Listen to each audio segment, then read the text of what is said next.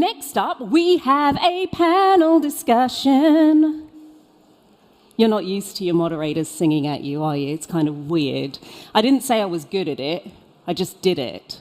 You're still here, though. It's going to be great.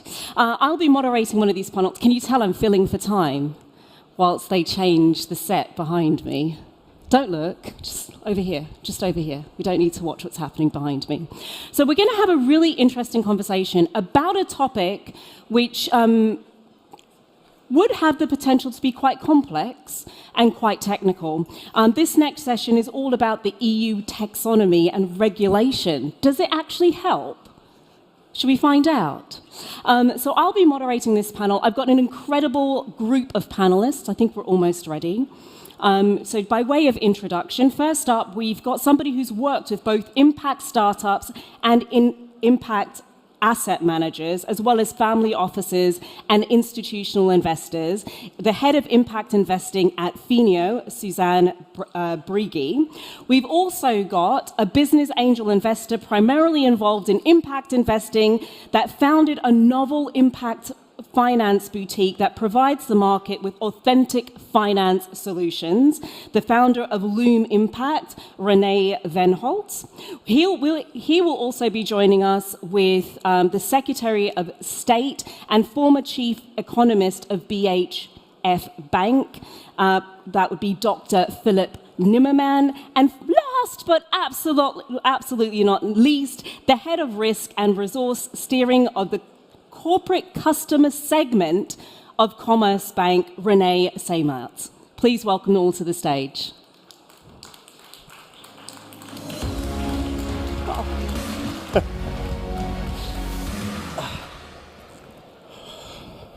So I'm sure you're all here ready for an incredibly riveting conversation about taxonomy and regulation. But before we dive into it, I don't want to assume everybody actually understands what we mean by impact investing. I think it's one of those things we hear a lot, it's bounded around a lot, it should be obvious, but I'm not sure it always is. So Suzanne, can you kick us off perhaps? When we say impact investing, what exactly do we mean by that? What does it cover? Thank you so much, Novelda. Pleasure to give you my 2 cents on impact investing and how we do interpret it at Finio. When we talk about impact, we really talk about real-world impact. And we clearly say, if you look at secondary markets in the public space, real-world impact tends to be limited. You might obviously have real-world impact through IPOs and capital increases and some ESG engagement strategies, but mostly it's about trading. I sell a stock, someone else is buying it. So we talk about real-world impact predominantly through private markets, which includes private equity, venture capital, private debt, infrastructure, real assets, where you are, as an asset owner, financing directly companies or projects. So this difference between trading versus financing is for us the big deal. So it's a distinction between trading and financing. Yes. René, you've been in this space for a while. Obviously. Do you agree with this, or do you see, when we're talking about impact and investing, do you see it slightly differently? No, I would just add to that. For me, at least, as an impact investor, for me, the SDGs play a big role. So this is kind of the backdrop. It's a kind of great marketing tool that the UN kind of invented in 2015, which means the Sustainable Development Goals are, for me, a kind of agenda to look at certain topics. This is the first thing. The second thing is exactly what you said, additionality. So it's not trading one share between us, and that would solve nothing or would do nothing good in the world, but to give an additional amount of money towards impact investing, that's the same thing. And intentionality, of course. And that's, if I, for instance, look at startups especially, I always say when you invest in startups, it's all about the team. But especially in impact investing, it's really, for me, it matters that the people that run this business are absolutely convinced about what they do in regards to the ecological or social effects that they want to generate. So intentionality is something very, very important. Intentionality is a really key word. Dr. Philip, I could see you over there smiling and nodding. I'm not sure if you were agreeing or thinking, I'm not quite sure about that. So I'd love your take on that. But also, when we talk, what do we think the role of regulation and taxonomy should actually be? I mean, if you look at financial markets trade expectations. They trade expectations about future revenues, future costs, future risks, opportunities. But if you do that, you have to define what you're trading. So taxonomy is nothing but the language. You define something, what you're talking about. And I think it is important to speak a common language, otherwise you don't understand each other. And if you want efficient markets, you need one standard definition. And taxonomy and regulation does that, tries to define an aim. One can discuss whether it's the best way to do it, because the taxonomy is based on activities. It could be based on aims directly, which is an alternative approach, but it's based on activities, green or not green in this case. But I think it's important. Will it change the world on its own? No. But will the world change without regulation and taxonomy? No, it won't. You need these standards as a necessary condition for markets to trade expectation properly. Well, you saying that, now I need to hear from a banker. I need a banker's perspective on this. Martin, regulation, taxonomy, how should it work and how is it impacting you? Well, Loella, thank you very much for the question. The regulation and the taxonomy in specific, they provide a target. They outline how the world should be. And I think that's important, otherwise it won't change. I agree with your statement, absolutely. What it lacks a little bit, and what is the requirement for all the real economy and the financial industry to find its way towards the target. So it's all about transformation in today, and sometimes regulation does not, either goes too far in defining targets, to be too strict, to be met in a sensible time frame. And sometimes the regulation misses the pathway to it. If you look at investments and investment returns, then we are not looking about 30 years. We are looking at investment returns in 2, 5, 10 years. That's how economic market work and how the capital market works. And here, I think there's a big challenge to transform what the taxonomy rightfully outlines to the actual doing. So we're talking a lot around the taxonomy and the regulation. What does it actually do? I think we just need to cut to it. What does it actually, in its current form, what does it actually cover, Renee? What are we talking about that it actually covers? At the moment, it's about the E in ESG. That's basically it. I mean, there's a pathway towards also other aspects to be assessed within the taxonomy, but at the moment it's about the E.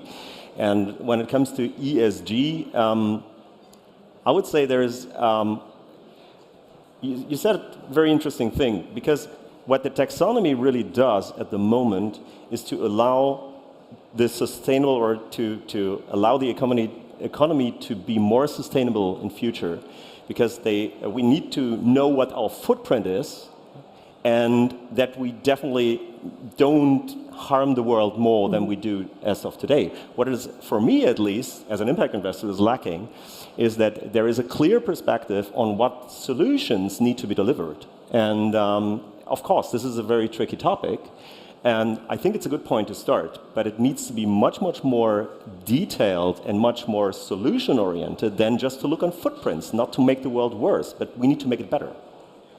Suzanne, do you agree? Is it just the E? No, I agree, but it's not just the E. It's lovely to disagree. Of course it's about the E. You're absolutely right there, Renee. But I do believe that something that I like a lot about the taxonomy, and if I say a taxonomy, is it okay if I also include the CSDR?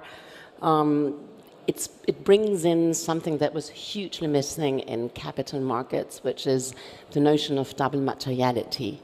So if you look at traditional rating agencies who rate how the companies, the listed companies, manage the risk stemming from ESG and not the real world impact that they have out there. Coca-Cola is still putting a lot of sugar in its products and using plastic bottles. The CSDR is going to introduce this notion of double materiality, which for me has a huge potential and is absolutely necessary. It's also hugely important, utterly important, that you have, that you try or that you establish a standard coming back to you need to know what you're talking about. And okay, it's European only for the time being, and obviously the big picture should be that it's going to be a global standard one day, what ISSB from ISFR Foundation are trying to establish. So I think it's heading in an absolute good way, but I think sometimes it's too complex, and I think nearly everyone is confused. Dr. Nimmerman, do you agree? I don't know whether everyone is confused, but you're right. We have a tendency to make things more complicated than we need them to be.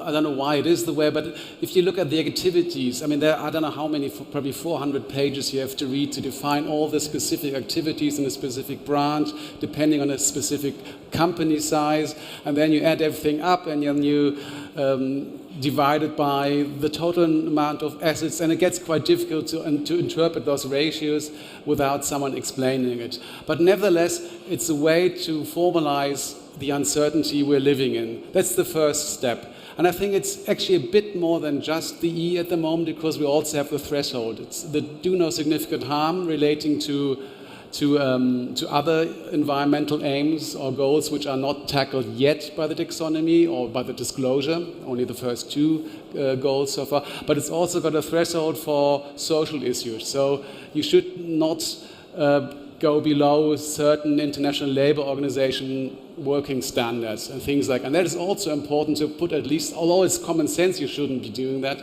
I think to disclose that is one step beyond where you are now. And the next step would be the social taxonomy, which is much more difficult to define. Because, I mean, we can agree on the carbon dioxide footprint, and we just measure carbon dioxide, we measure certain activities, and we can even probably measure biodiversity in one sense. But social issues, it's about justice, to get a common sense, what is just, what is fair, how do you treat people in the long run. That is going to be difficult, but the important thing is, actually more important than the actual tiny weeny definition, is to talk about it. Because beforehand, capital markets didn't talk about it. It was all about quick money, all about this day, perhaps the quarter if you're lucky, never much more than 2 years in front. The revenues in 5 years were just sort of, guessed and then discounted, doesn't really care. Now we talk about it, and that is really important, because everything, your responsibility starts with your enlightenment to understand something, and then you are responsible.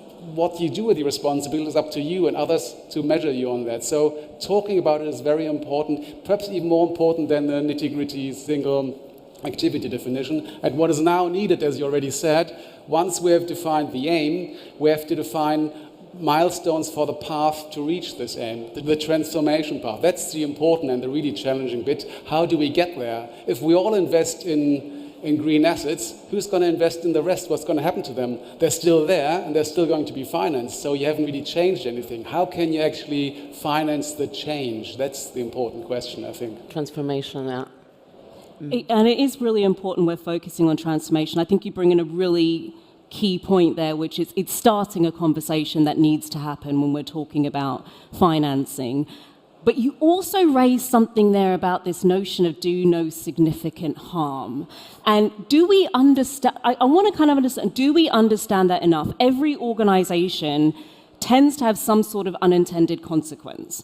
We're doing great over here, but by virtue of doing great, there's something happening over here that isn't quite so great. Martin, do you think we understand what we mean by this notion of do no significant harm, or is there more conversation to be had around that?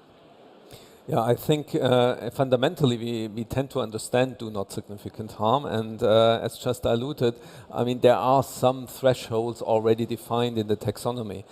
But we have to question ourselves whether those thresholds are a little bit far out, and we need to take sensible steps.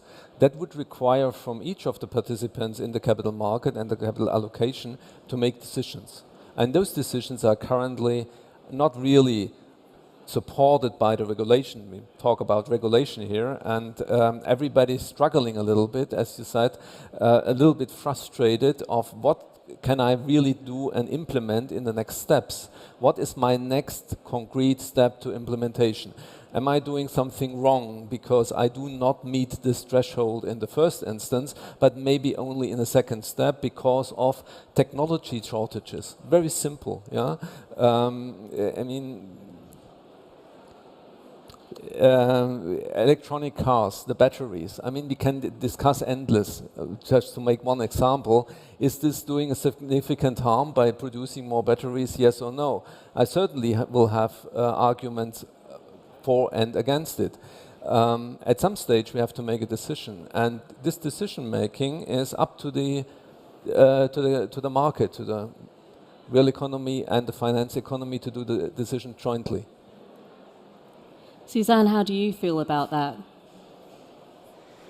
Do you think we understand this concept I'm not enough? too sure about that, because of course you do have those 6 defined aims, goals. So I think that if we really try to look at each one of them, yes, the answer would be yes. I think we can understand it. But then to what Martin just mentioned, very often it's grey. Yeah. It's a very greyish area.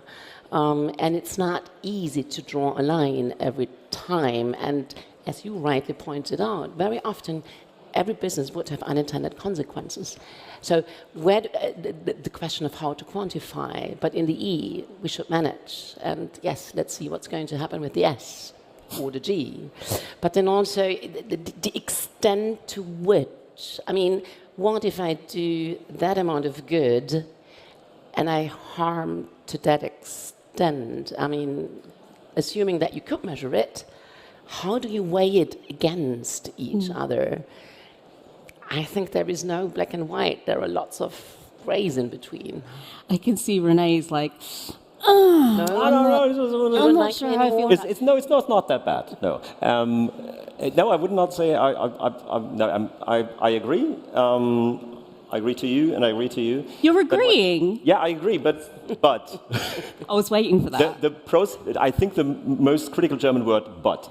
No, what it misses at the moment is that we say we need to take into account, let's say, the ecological factors, and we know what footprint we have, and we know what path we want to go down. But what it is lacking for me is especially to say there is no kind of incentive in the whole scheme, which means you need to report that, you need to be better, you promise to be better, and probably you set a little bit of a goal. But if you want to provide solutions, and even for, let's say, small, medium-sized companies, or especially startups, but small, medium-sized companies, then it could be that you define a goal, let's say, in eliminating some, for instance, the pay gap. Yeah, that's just some social aspect here. Just to say, we eliminate the pay gap by within the next 3 years, and this will probably give an example. Probably I could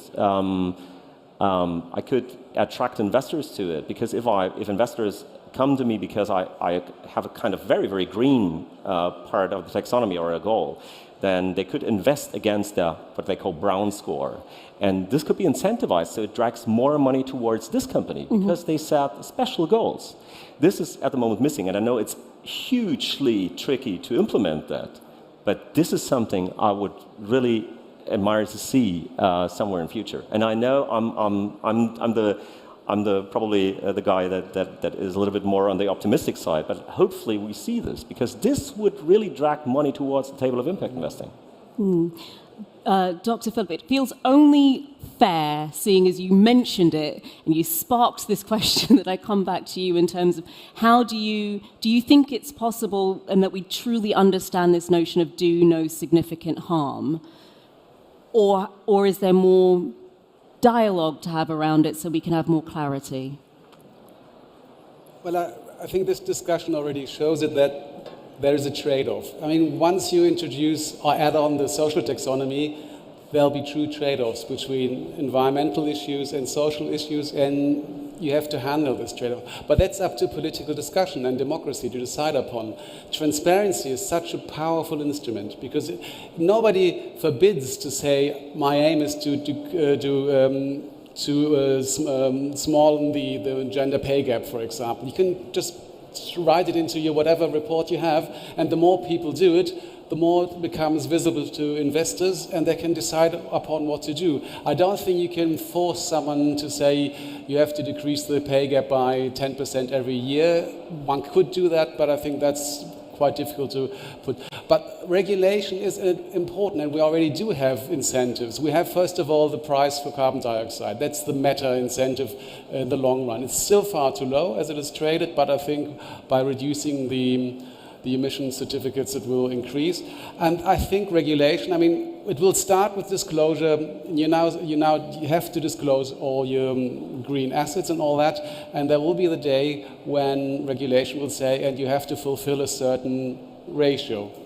It will not be today, but you already saw that the European Central Union had a stress test on environmental issues, on climate issues, and now every company, not every, but many companies are obliged to disclose their ratios, their green asset ratios, and stress their balance sheet. And it will become part of regulation, and the more you sort of tighten the whatever belt, the more incentives you do have to go towards that direction. But you need consensus. You cannot simply do it on one nation on its own because we have global capital markets. Yeah. I think it should be a global standard like you have for financial accounting too. Yeah. It's a complex arena that we're in, and what I'm hearing is the taxonomy and the regulation gives us a really good starting point. How should we be engaging with the regulation and the taxonomy right now to get the most from it, Martin? Well, first of all, talking from a bank perspective, as a regulated institution, we need to take that very seriously, and I appreciate that we are talking about these topics. And in fact, I think financial institutions, because they are regulated, are a little bit further pressed to implement as much as possible, especially in their digitized world. The other side of the coin, René, I can give you a positive message. It's already happening. So you could see it at our stand out there, how portfolio management is looking at it. And I promise you, I have you first examples where exactly this is happening, what you're just saying. So it's really happening. Companies who feel comfortable define their own KPIs according to their own ability, which are ambitious for them specifically. They follow it, they want to get finance against it, they sign a contract like a covenant. If they breach it, they are breaching the contract. So companies are starting to willing to implement and show it to the capital market. It's at the starting point. It's not yet there. Large companies do it for longer time already. We know that, but we are talking especially from the medium-sized companies when they start to do it, and it's more widely accepted. And if I look at our own balance sheet, I have a question. I mean, the EU taxonomy, it's focusing on the activities in the EU. Our balance sheet comprises also activities of our international clients, which are not based in the EU. I think here the international regulation needs to close a little bit a gap for the banks and for the financial institutions. Otherwise, we may risk a wrong allocation of capital. You're throwing it all out in there. I mean, it is not the simplest conversation to have. We are doing our best to make sure that it's accessible and understandable because there are so many details in it. Suzanne, as an investor yourself, what would you say, how should we be engaging right now with what we have? I'm not sure if I'm the right person to answer that, because when we invest in private markets, coming back to our definition of impact investing or impact. And for the time being, regulation deals with large companies and listed companies. And this is going to be the case for the next couple of years. I think it only starts towards 28 that CSDR is going to be applied to non-listed, medium-sized companies, and let's see what's going to happen to the world of startups, which obviously should be thinking along those lines even when starting. But this is also one of the challenges that I'm facing at the moment. I mean, on one side, you're talking to Siemens. On the other side, you're talking to small private companies. And don't forget, we talked about while preparing this call, this panel, what does it mean financially? What does it mean when it comes to capacity, financial burden? Would it skew the markets more towards the big asset managers, the big service providers, the big companies who do have the financial resources and HR to stem with those challenges versus the startup ecosystem? I think this is something, we have time. We can think along those lines, but I think we should think along those lines, how to adapt it to different sorts of companies. It's a great point, because who does bear the burden in terms of being able to apply the regulation? Is it, Dr. Nimmermann, is it skewed in one direction? Obviously, it is more difficult for small companies to fulfill, you could call it bureaucracy, than for larger ones. And that's true. And I think that's why it is our duty as politicians or as the government to help, especially small and medium-sized companies, but also the whole community. What we do in Hessen, for example, we started in 2016 what we call the Green and Sustainable Finance Cluster Germany, which is actually the community of banks, insurance companies, asset managers, and academia, to talk about all these issues. And they were actually part of formulating the taxonomy and discussed these. We're supporting banks to reach their zero goal, the net zero emission alliance, and we're supporting them. And another thing is what we're doing, we're trying to help very small companies to report on sustainability issues by using artificial intelligence and big data. We are just asking them for perhaps 20 questions. What is your energy consumption? How large is the office space you use? And from those 20 questions, via artificial intelligence and a macro data base, trying to create a synthetic sustainability rating and reporting for them, which they can use if they wish to get finance. If they don't wish to do it, they can simply read it and do nothing, but they can do something with it. So we're trying to help those who are in need, and we're putting a lot of pressure upon especially very small companies, and I think that's why we at the same time help them to tackle these challenges. So it is considering, there's more of a burden on a smaller organization, but it's not as if it hasn't been considered. Renee, I kind of want to jump to you as our optimist, our in-house optimist today. Where would you love to see the regulation and taxonomy go to? If you were thinking the evolution of the taxonomy and the regulation over the next 10 to 15 years, what would you love to see it do? I mean, some are on the roadmap already. So when it comes to social taxonomy, I think they're working on it. I've seen drafts and so, and especially the amount of companies that need to communicate or to publish their taxonomy data is growing due to the situation that over the next years, even smaller sized companies will be obliged to do this. On the other hand, I definitely see the burden for these companies. But we should help these companies with these kind of tools that you probably mentioned. On the other side, I a little bit disagree about just generating synthetically data upon, of course, this is AI and something, but we should really enable those companies to do this kind of assessment in a more easy way by themselves on their operational data. And to guide their way through it in a more easy way. Because when you look at all the regulation, and I think you said it, it's about 600, 900 pages, what it is. Nobody can read it. So we definitely need tools, like we provided, for instance. We definitely need tools to make this more accessible, to help these smaller companies on their journey towards it, and especially also the larger companies, to get rid of their just statistically based reporting, because we just calculate our way through carbon neutrality.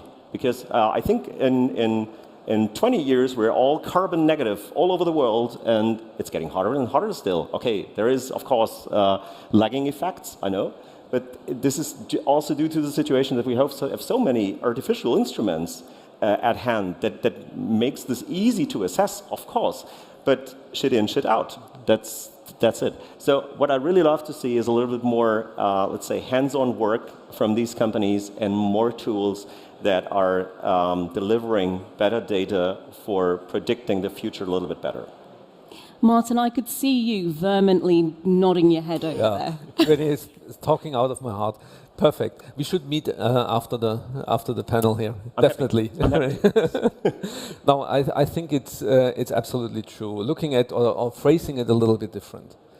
ESG and the 17 UN principles are really going into the business model of each company, be it on the real economy or the financial economy.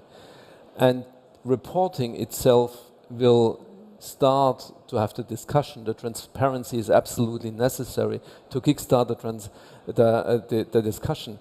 But the real truth of it is doing it, implementing it.